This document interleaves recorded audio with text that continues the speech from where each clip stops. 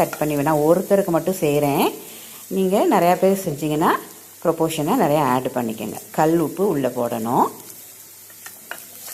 நல்லா ஒரு வதக்கிட்டு மஞ்சள் தூள் இந்த ஸ்டேஜில் ஆட் பண்ணணும்.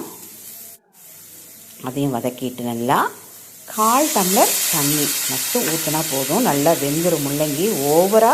ஓவர் குக்கு பண்ணிடாதீங்க. ஒரு 5 மினிட்ஸ் சிம்மில் வச்சு நல்லா வேக விடணும். ஸோ முடிஞ்சோடனே எப்படி இருக்குது பாருங்கள், நல்லா வெந்து வந்திருக்கு. இதை நல்லா ஆற வச்சு நம்ம மிக்ஸி ஜாரில் போட்டுட்டு புளியை இந்த ஸ்டேஜில் ஆட் பண்ணணும். புளியை வறுக்கலாம் கூடாது, பச்சையாக தான் உள்ளே போட்டு ஆட் பண்ணி ஸோ அதை அரைச்சி எடுத்து வச்சுருக்கேன். மேலே கடுகு, உளுந்தம்பருப்பு, காஞ்ச மிளகா, கருவேப்பிலையை தாளித்து உள்ளே கொட்டுறேன்.